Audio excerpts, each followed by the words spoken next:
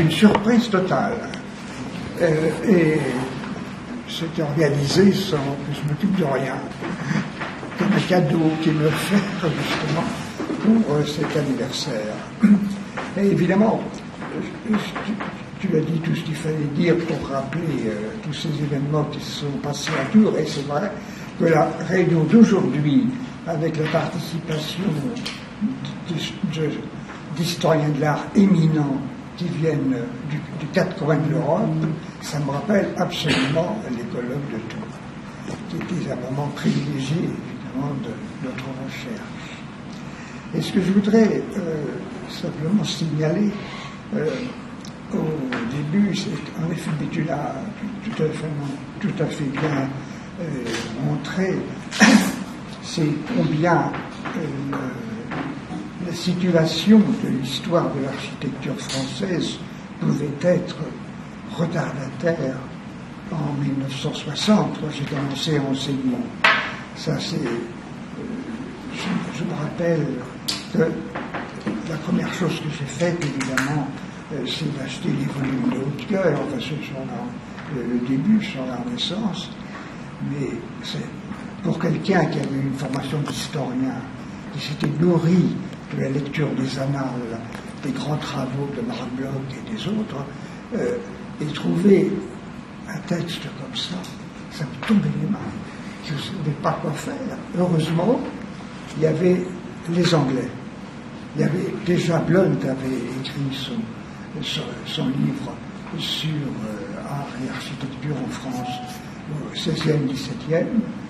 J'ai aussitôt acheté ça, et c'est ça qui m'a nourri, ainsi que tous les travaux de ses disciples que j'ai rapidement connus. Ça nous donnait une nouvelle approche plus interprétative et non pas simplement descriptive. Donc je dois beaucoup à cette littérature voisine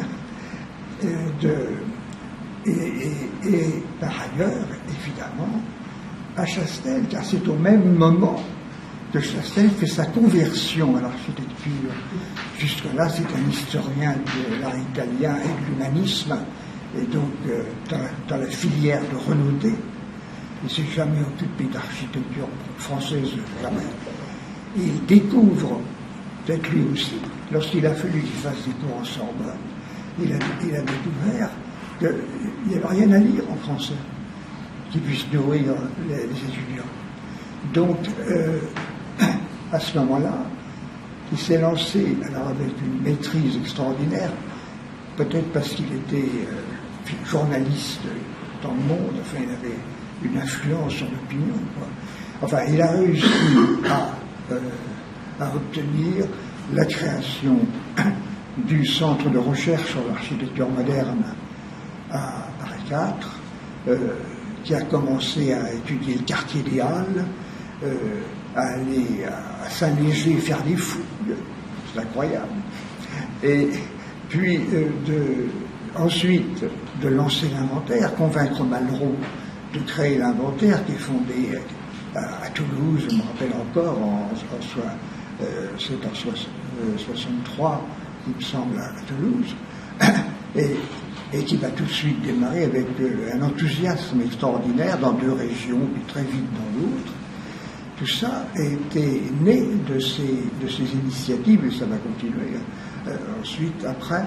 Et c'est vraiment un moment tournant, en effet, dans l'histoire des études sur l'architecture française.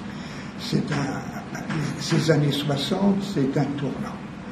Et il nous a tous convaincus, comme le disait très bien Claude, de ne pas travailler spécifiquement sur l'Italie, ce qui nous avait enthousiasmé.